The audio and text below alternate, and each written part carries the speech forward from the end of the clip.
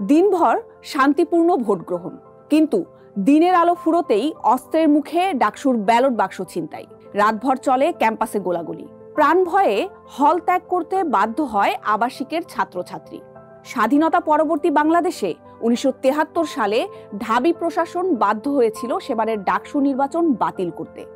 38তম ডাকসু নির্বাচনের প্রেক্ষাপটে একটু ফিরে দেখা যাক ইতিহাসের পাতায় কলঙ্কিত সে অধ্যায়ে, যেবার এই নির্বাচন পরিচিতি পেয়েছিল ব্যালট বাক্স ছিনতাইয়ের নির্বাচন হিসেবে। 3 সেপ্টেম্বর দৈনিক প্রথম আলোতে ডাকসুর যে নির্বাচনে ব্যালট বাক্স ছিনতাই হয়েছিল এই শিরোনামে একটি কলাম লেখেন প্রথম আলোর বিশেষ প্রতিনিধি বায়জিদ আহমেদ। সেখানে বাংলাদেশের তৎকালীন রাজনৈতিক প্রেক্ষাপট, নির্বাচনের দিনের ঘটনাবলী, পত্রিকায় প্রকাশিত রিপোর্ট এবং সে সময়ের ছাত্র রাজনীতির সামনের সারির নেতাকর্মী ও প্রত্যক্ষদর্শীদের বিবরণী দিয়ে 1973 সালের ডাকসু নির্বাচনে ঠিক কী হয়েছিল এসব বিস্তারিত উঠে এসেছে। 1973 সালের ডাকসু নির্বাচন ছিল বাংলাদেশের স্বাধীনতা পরবর্তী দ্বিতীয় ডাকসু নির্বাচন। বাংলাদেশের রাজনৈতিক পরিক্রমা ও সমঝোতার ভিত্তিতে মুজিববাদী ছাত্রলীগ ও ছাত্র ইউনিয়ন যৌথ প্যানেল দিয়েছিল সেবারের ডাকসু নির্বাচনে। কেন্দ্রীয় ছাত্র সংগ্রাম পরিষদের শেষ যৌথ প্যানেলকে তৎকালীন রাজনৈতিক মহল ভালোভাবে নেয়নি।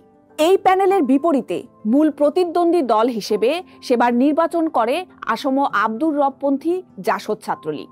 সে সময় বৈজ্ঞানিক সমাজতন্ত্রে দীক্ষিত হওয়ার জন্য জাসদ ছাত্রলীগের জনপ্রিয়তা ছিল তুঙ্গে এবং ধারণা করা হয় এই জাসদ ছাত্রলীগের জনপ্রিয়তা ঠেকাতে মুজিববাদী ছাত্রলীগ ও ছাত্র ইউনিয়ন ডাকসুতে যৌথ প্যানেল দিয়েছিল।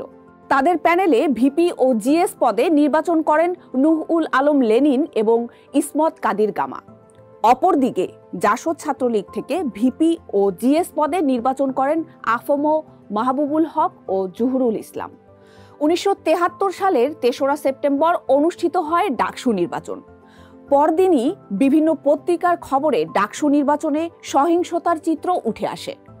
দৈনিক ইত্তেফাক বক্স আইটেম শিরোনাম করে ডাকসু নির্বাচনে গোলাগুলি, ব্যালট বাক্স ছিনতাই।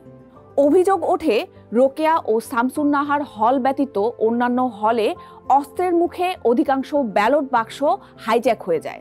মধ্যরাত পর্যন্ত ক্যাম্পাসে চলেছে গোলাগুলি।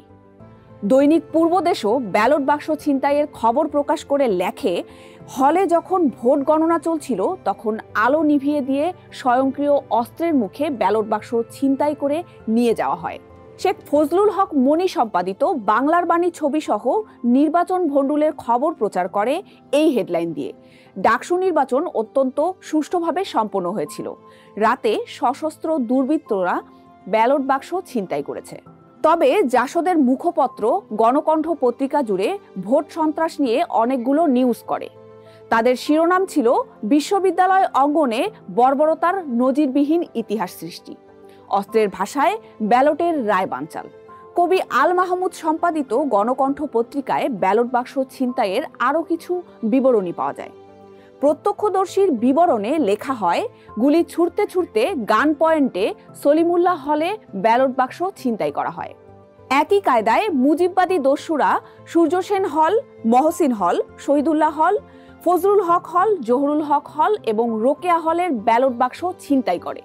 ইতিহাসের কলঙ্কিত এই ডাকসু নির্বাচন নিয়ে বিশ্লেষণে লেখক ও গবেষক ডক্টর মোহাম্মদ হান্নান বাংলাদেশের ছাত্র আন্দোলনের ইতিহাস, বঙ্গবন্ধুর সময়কাল বইয়ে লিখেছেন, ডাকসুতে জাসদ ছাত্রলীগ জিততে যাচ্ছে এমন অনুমান করে ছাত্রলীগ। ফলে কতিপয় অস্ত্রধারী কয়েকটি হল থেকে ব্যালট বাক্স ছিনতাই করে নিয়ে যায়। তার মতে নির্বাচন ফলাফল ছিনতাইয়ের ঘটনায় ছাত্রলীগ ও ছাত্র ইউনিয়নের সম্ভাব্য পরাজয়ের চাইতেও রাজনৈতিকভাবে অধিক বিপর্যয় ঘটে। সাবেক ডাকসু নেতা মাহমুদুর রহমান মান্না সরাসরি 73-এর ডাকসু নির্বাচন হাইজ্যাক হয়েছিল বলে অভিহিত করেন।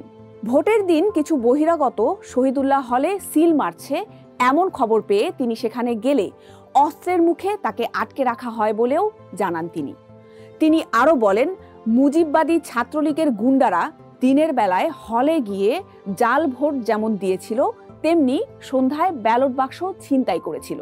সে নির্বাচনে ছাত্র সংগ্রাম পরিষদের ভিপি প্রার্থী নূউল আলম লেনিন ব্যালট বাক্স ছিনতাইয়ের ঘটনায় কারো না কারো ইন্ধন ছিল বলে অভিযোগ করেন এবং জানান ছাত্রলীগের কিছু কর্মী হয়তো এটা করেছেন।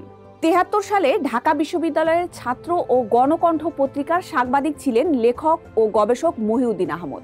তিনি স্মৃতিচারণ করে প্রথম আলোকে বলেন, সন্ধ্যায় ভোট গোনার সময় মুজিববাদী ছাত্রলীগ ও ছাত্র ইউনিয়নের নেতাকর্মীরা বহিরাগত সন্ত্রাসী নিয়ে গুলি করতে করতে মহসিন হলে ঢুকে ব্যালট বাক্স লুট করে।